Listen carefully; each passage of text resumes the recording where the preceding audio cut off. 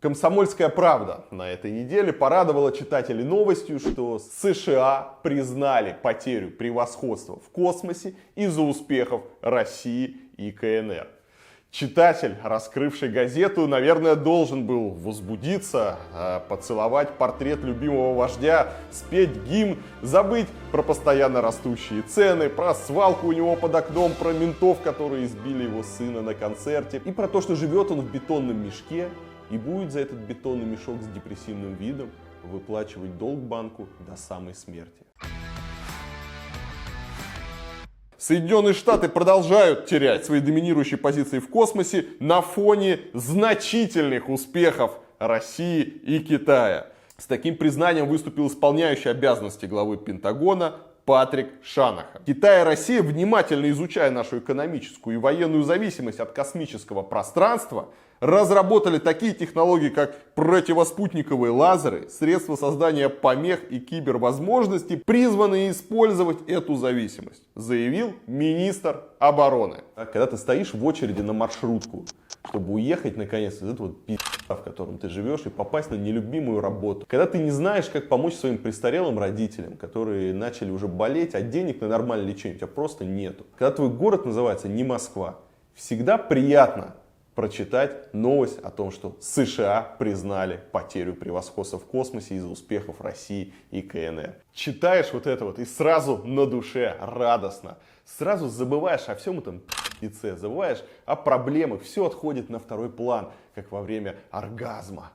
Утерли мы нос этим пиндосом, а суки душили нас санкциями, душили, да не затушили. И вот где теперь они? Они на обочине истории. А где мы? А мы в космосе. Ну давайте мы из космоса спустимся на Землю, повнимательнее посмотрим статью. Конечно же, никто от комсомолки не ожидал взвешенной адекватной аналитики. Все-таки задача этой газеты, как и федеральных каналов, это делать населению ежедневные инъекции патриотизма, чтобы население могло забыться и спокойно доработать до следующего дня. У меня есть знакомые, которые работают в структурах Роскосмоса и хорошо знают вопрос изнутри.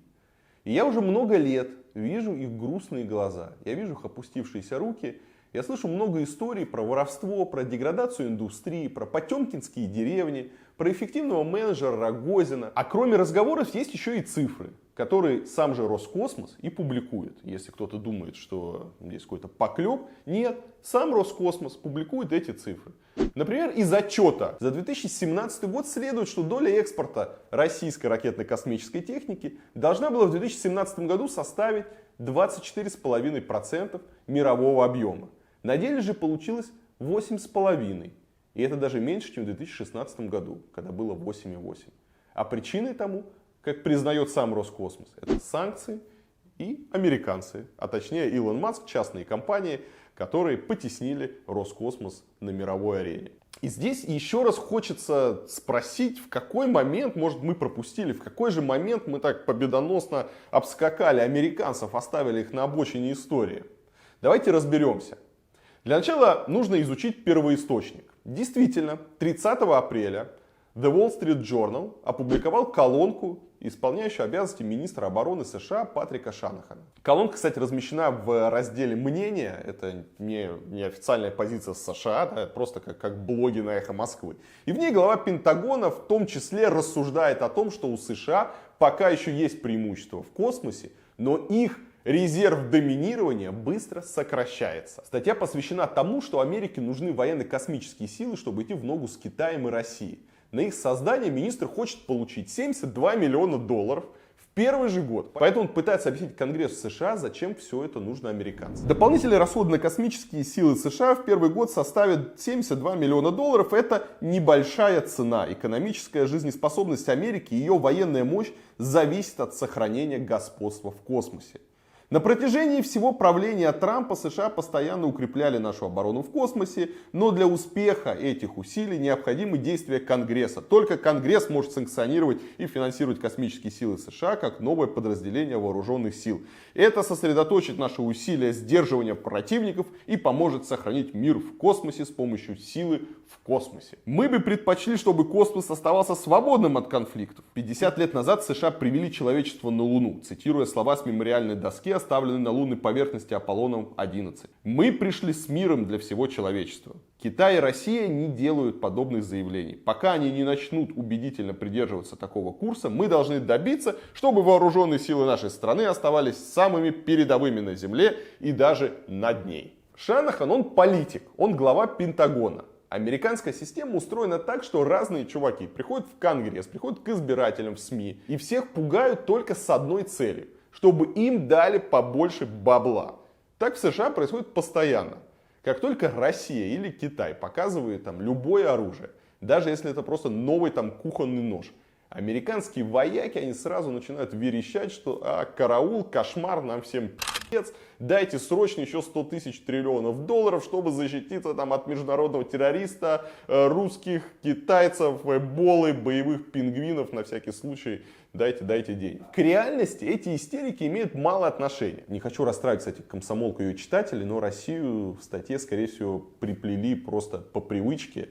Потому что если кто и собирается реально конкурировать с США в космосе, то это Китай. В оригинальной статье Китаю уделяется гораздо больше внимания, чем России. Россия просто 3 раза упоминается, да, в связке с Китаем. А про Китай вот конкретно пишут, что в прошлом году Пекин запустил 38 ракет на орбиту, а мы запустили 17. Спустя 50 лет отсутствия американцев на Луне, китайцы в этом году сели на ее обратной стороне. США по-прежнему владеют преимуществом, но наш резерв доминирования быстро сокращается. И действительно, Китай очень быстро растет, в том числе и в космосе. И если у американцев сейчас и будет гонка, то уж точно не с нами, к моему большому сожалению. И здесь я просто на примере комсомолки хотел бы вам еще раз напомнить, кто такие говнохранители. Сегодня любой человек, который хоть немного интересуется темой, не может не видеть кризис, который у нас есть сейчас в космической отрасли. Задача средств массовой информации — это привлекать к этому внимание. Задача СМИ — это делать расследование, вытаскивать из мешка по одной каждую гадюку, которая присосалась к нашей гордости, и давить ее. Задача СМИ — это бить в набат. Пока не поздно, нужно объяснять читателям, что реально происходит, что у нас происходит в авиации, что у нас происходит с этим сухим суперджетом, да, что у нас происходит с космосом, почему у нас ракеты падают, почему все идет непонятно как вообще, что они там делают, почему какие-то дырки там в этих союзах, что происходит. Задача СМИ — это задать вопросы неудобные, проводить расследования, подсвечивать всякий пи***ц, чтобы люди видели, что происходит. Задача говнохранителей из «Комсомольской правды» — это сделать так, чтобы никто не заметил проблем. Чтобы и дальше продолжали все разваливать. Еще на пару лет хватит советского задела, а там разберемся. Может, и не нужен будет этот космос. Пусть китайцы с американцами летают. Говнохранители, они повсюду. Они будут оправдывать воровство и коррупцию. Они будут закрывать глаза на пытки и беспредел. Они будут запрещать нам задавать важные и нужные вопросы. Они как наркоманы, которые ради очередной дозы блаженной уверенности, что мы надрали задницу американцам, готовы опуститься еще глубже, еще ближе ко дну. И все бы ничего, но они тянут на это дно всю страну. Ставьте лайк, распространяйте это видео и не забудьте подписаться на канал.